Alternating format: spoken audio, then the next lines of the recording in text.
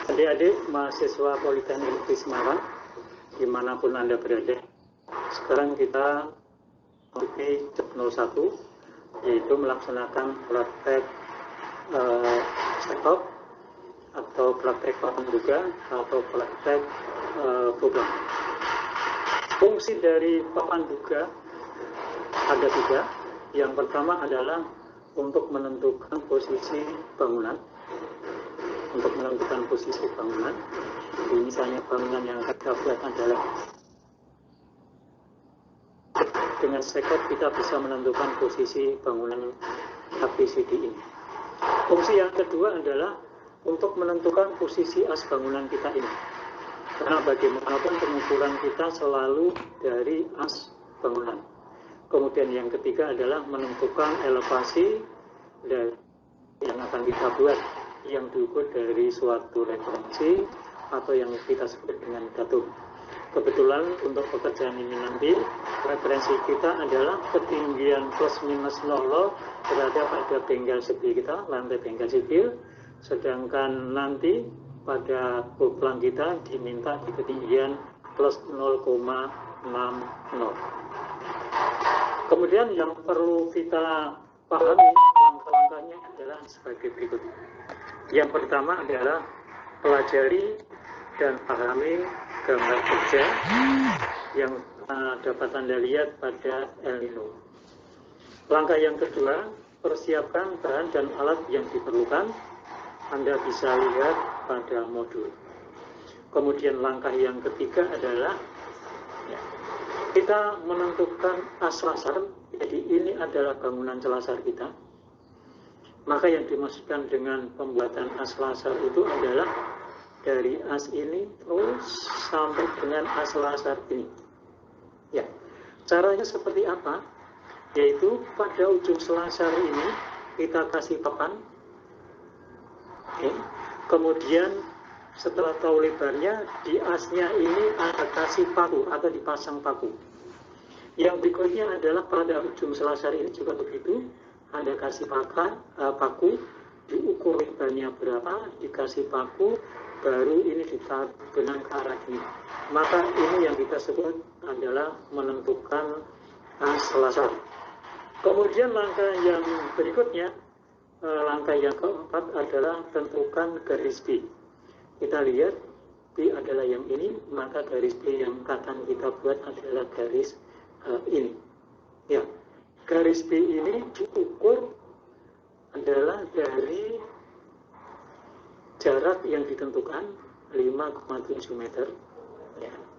Kemudian yang berikutnya kita menentukan posisi garis C adalah dari sini sampai dengan ini. Oke. Kemudian jaraknya adalah bisa kita lihat dari ini. Ya. Ini tadi adalah langkah yang kelima. Kemudian langkah yang keenam, Anda menentukan posisi titik A adalah yang ini, kemudian posisi titik B adalah yang ini, posisi titik C adalah yang ini, dan yang terakhir adalah posisi titik B. Ini berarti titik ABCD ini adalah titik-titik bangunan tiga yang A, B, C, dan D ini merupakan juga as bangunan kita. Oke. Langkah yang berikutnya adalah tentukan posisi patok 1, kemudian tentukan posisi patok 2, tentukan posisi patok 3, dan tentukan posisi patok 4. Nah, posisi patok ini dapat mengukur dari jarak antara as ini keluar 1 meter, kemudian dari as ini keluar 1 meter, begitu juga di 2, juga ini diukur keluar 1 meter, kemudian diukur dari sini juga keluar 1 meter, kemudian yang ketiga juga begitu, diukur dari sini keluar 1 meter, dan diukur di sini keluar juga 1 meter. Begitu juga untuk yang di titik 4 keluar 1 meter dan keluar ke sini juga 1 meter. Mengapa ditentukan 1 meter? Ya, semata-mata supaya nanti tiang untuk buplang kita tidak terganggu oleh pekerjaan timbunan tanah, karena pekerjaan buplang itu tidak boleh berubah sedikit pun. Kemudian yang berikutnya adalah yang ke-8, pasang benang ya pada sisi luar. Jadi kalau tadi kita dipatok ini tadi 1, kemudian 2, kemudian 3, dan maka pada sisi luar ini Anda pasang benang, maka benang itu diikatkan dari patok 1 ke patok 2, oke, kemudian dari patok 2 ke patok 4, kemudian dari patok 1 ke patok 3, dan yang terakhir dari patok 3 ke patok 4. Ini pada sisi luar dengan ketinggian plus 0,6 meter yang diambil dari referensi ini. Ya, diambil dari referensi ini. Oke. Sehingga ini tadi ketinggiannya adalah di plus 0,6 meter. Kemudian setelah itu Anda memasang patok-patok yang lainnya. Jadi patok antara ini hingga ini Anda pasang, kemudian ini Anda pasang, kemudian patok ini Anda pasang, patok ini Anda pasang, patok ini Anda pasang, kemudian patok ini, dilanjutkan patok ini, yang terakhir adalah patok ini. Ya, setelah pemasangan patok, maka langkah berikutnya kita nanti bisa memasang papan duga. Jadi papan duga itu dipasang pada elevasi plus 60. Jadi kalau kita lihat di sini, jadi dari sini dipasang ke sini, ya, kemudian dipasang ke sini, kemudian dipasang ke sini, kemudian dipasang ke sini, kemudian dipasang di sini, kemudian dipasang di sini, dan terakhir dipasang di sini dan dipasang di sini. Pemasangannya adalah pada sisi luar. Harapannya adalah saat ini nanti ditarik benang yang menahan tidak saja paku, tetapi termasuk tiang-tiang daripada buplang kita. Kemudian yang berikutnya kita memasang tiang memasang buplang tadi dengan ketinggian plus 0,6. Ya, waktu memasang ini jangan lupa Anda juga memasang untuk horizontalnya. Nah, sehingga di atas ini nanti, jadi kalau saya gambarkan barangkali ini adalah papanmu ini, maka yang di sisi ini, ya di sisi ini, maka harus dihorizontalkan untuk semua yang mengelilingi papan buplangmu ini dengan alat yang kita sebut dengan batepas. Kemudian setelah itu Anda menarik garis DSU, ya, berarti dari sini ke arah sini, maka ini adalah sebagai referensi untuk menentukan posisi titik-titik yang lainnya. Jadi ini merupakan dasar untuk menentukan referensi yang lain. Misalnya macam ini, dari titik A ini kita bisa membuat ya ke garis C, ke titik C, maka di sini kita harus membuat kesikuan di sini. Ya, membuat kesikuan juga. Ya, referensinya adalah referensi dari yang ini tadi, GSU ini. Nah, setelah ini sudah, maka langkah berikutnya adalah kita membuat kesikuan yang di sisi ini. Maka jangan lupa ini juga harus dibuat 90 derajat. Ya. Ya, pertanyaannya bagaimana kita membuat 90 derajat ini? Yaitu kita dengan dalil Pythagoras. Karena di Pythagoras itu ukurannya adalah ini adalah 3 bagian, kemudian ini 4 bagian, dan ini adalah 5 bagian. Sehingga kalau di sini ini Anda pakai 80 cm, maka di sini adalah 60 cm, dan ini adalah 100 cm. Oke, sehingga Anda sudah bisa menentukan posisi garis AC dan menentukan posisi garis BD. Ya, langkah berikutnya yaitu Anda mengukur jarak 3 meter ini, ya, supaya kita bisa menentukan posisi titik C. Begitu juga diukur dari ke sini 3 meter untuk menentukan posisi D. Maka langkah berikutnya adalah Anda memasang benang dari boplang ini menuju ke boplang ini. Oke. Ya. Setelah itu Anda lakukan pengecekan adalah untuk kesikuannya ini. Kesikuan ini, kemudian kesikuan ini, dan kesikuan ini. Caranya bagaimana? Anda tinggal mengukur aja panjang diagonal ini dan panjang diagonal ini. Apabila panjang diagonal ini nanti adalah panjangnya sama, oke, maka bisa dikatakan bahwa sudut A, kemudian sudut B, sudut C, dan sudut D telah mendapatkan 90 derajat.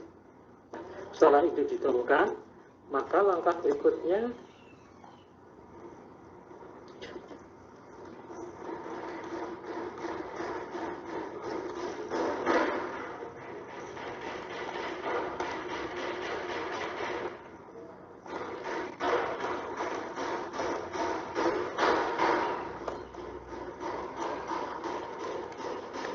langkah yang berikutnya adalah setelah kita mengecek diagonal.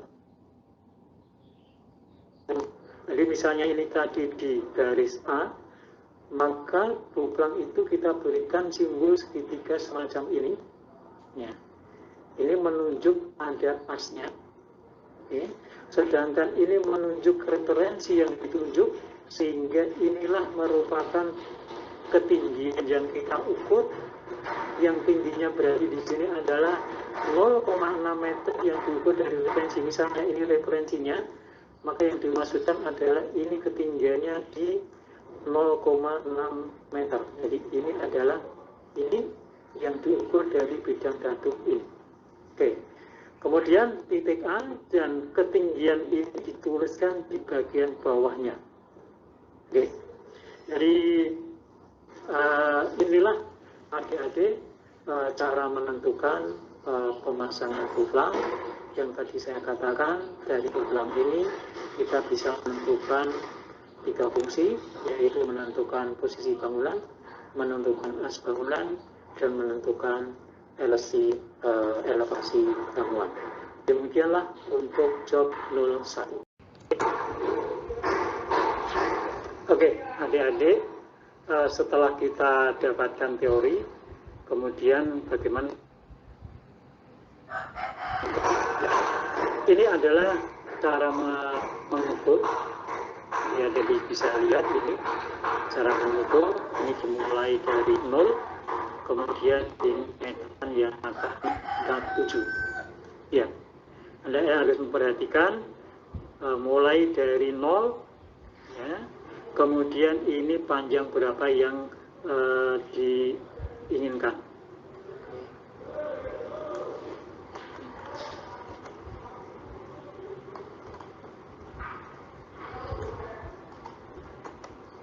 Oke.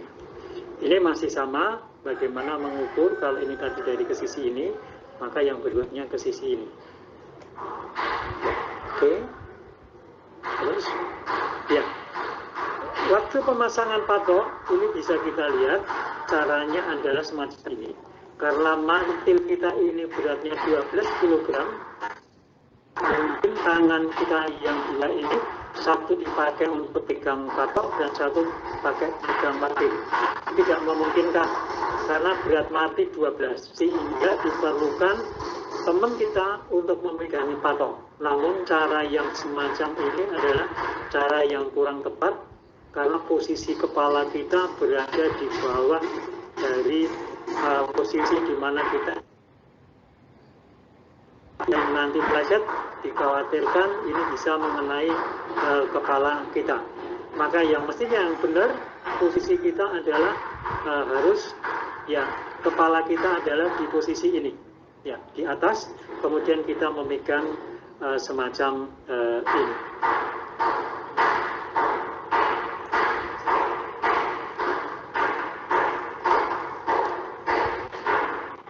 Ya, ini adalah patok-patok yang sudah terpasang, ya, adalah semacam ini.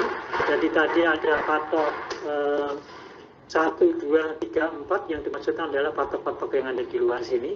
Oke, setelah patok 4 sudah, kita pasang benang, ya, keliling ketinggian 0,6 pada sisi luar, sehingga kalau Pak Eka gambarkan di sini, misalnya ini diukur ketinggiannya 0,6, maka dipasang ke arah, kemudian dipasang ke arah ini, kemudian dipasang ke arah ini, dan yang terakhir dipasang ke arah ini.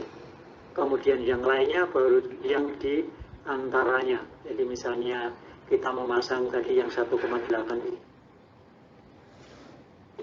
yang 1,8 di sini, 1,8 di sini, 1,8 di sini, barangkali nanti 1,8 di sini, kemudian ini 1,8 yang ada di sini.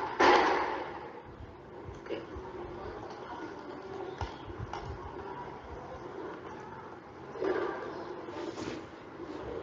Ini masih pemasangan patok, ya. Ya, ini adalah cara menentukan ketinggian dari posisi boplang kita. Saat kita mendirikan tiang ini, kadang-kadang kita memakai alat ukur untuk supaya ini bisa didapatkan vertikal. Namun sebetulnya ini kurang tepat karena ini terlalu teliti sehingga pekerjaan kita akan menjadi lama.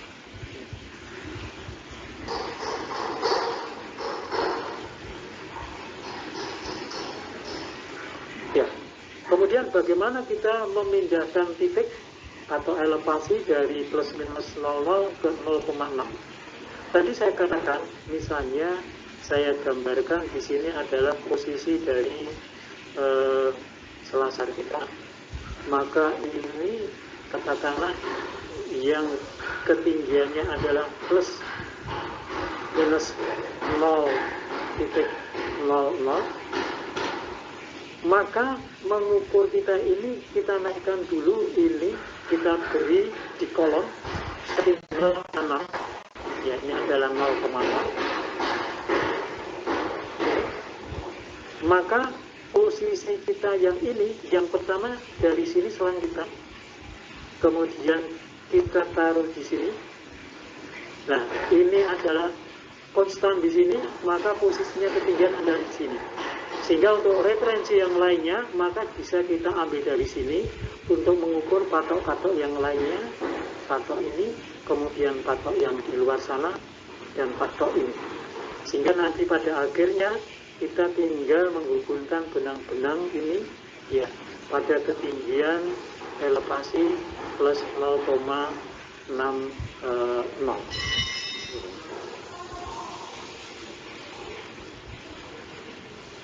Ya, ini masih sama. Bagaimana kita menentukan ya, ketinggiannya di 0,60.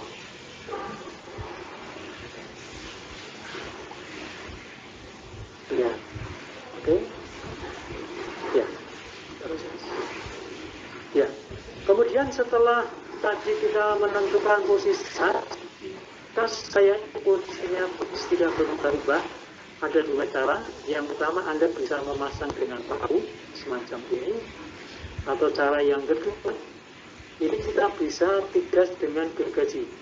Sehingga kalau saya gambarkan ini adalah papan yang 220, maka ini digergaji pada sisi ini,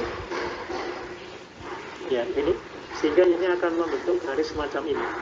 Sehingga benang saudara tinggal memasukkan ke sini, kemudian ini diberi pemberat, ya, supaya benang saudara ini menjadi tegak.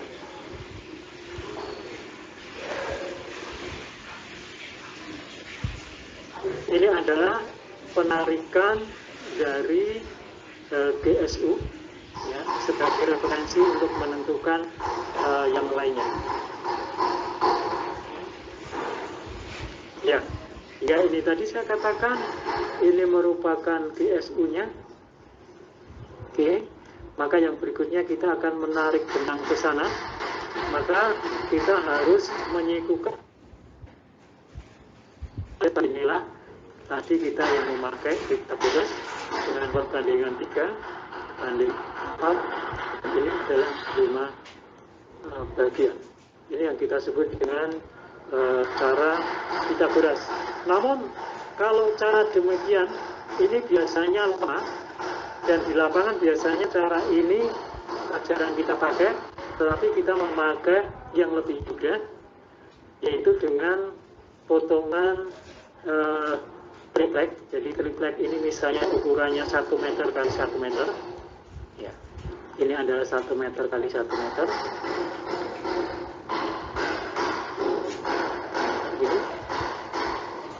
Maka ini kita buat garis referensi tegak pertama, dan ini garis referensi tegak kedua. Maka ini langsung sudah bisa kita buat 90 derajat. Sehingga di sini kita tinggal meletakkan papan kita di sini. Kemudian ininya dipaskan dengan garis sepadan utama, dan ininya mengikuti dari yang ini. Jadi misalnya ini yang kita sepadan utama, maka proses berikutnya kita tinggal memasang benang kita, himpitkan dengan gambar kita. Saya kira cara ini yang lebih praktis dan lebih banyak digunakan di lapangan.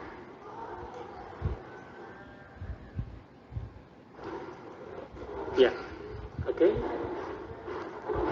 Ya. Nah, ini adalah hasil setelah kita memakai Pitagoras tadi. Namun jangan lupa di langkah akhir kita harus misalnya ini adalah hasil tarikan benang kita ini, maka ini misalnya adalah yang saya maksudkan adalah yang di sisi ini, maka jangan lupa Anda mengukur diagonal ini ke sini, kemudian kita ukur diagonal ini ke sini. Ya, apabila diagonal ini dan diagonal ini panjangnya sama, maka yakinlah bahwa tombol yang ini telah siku 90 derajat.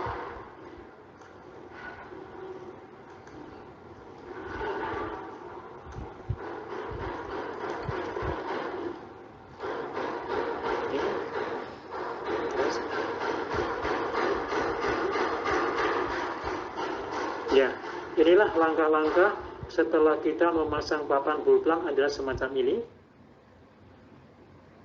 Ya, setiap papan bulplang ini harus dicek ke horizontalnya. Ini, kemudian ini. Kemudian setelah itu jangan lupa kita melingkarkan WP kita di sini supaya tahu posisi ini dan posisi ini kita tetap horizontal.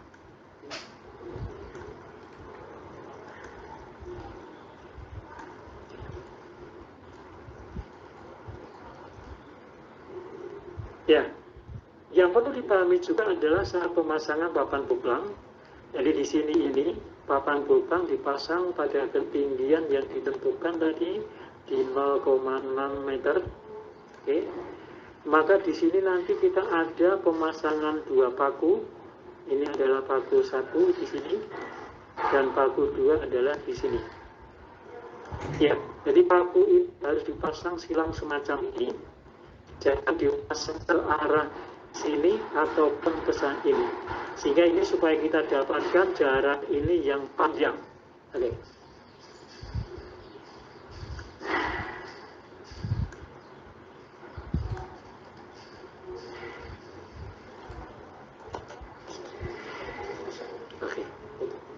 Oke, demikian adik-adik yang bisa saya jelaskan waktu praktik lapangan. Mudah-mudahan setelah topik selesai, Anda bisa secepatnya melihat perkembangan berikut.